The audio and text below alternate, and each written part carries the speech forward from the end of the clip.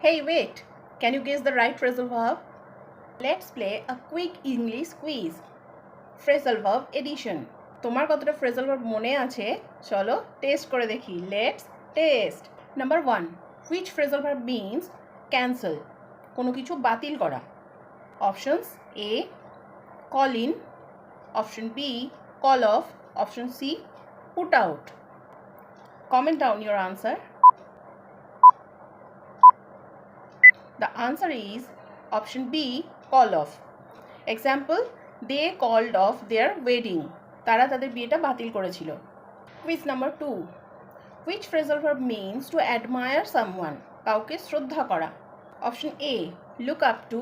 Option B, give up. Option C, run into. Comment your answer. Now the right answer is option A, look up to.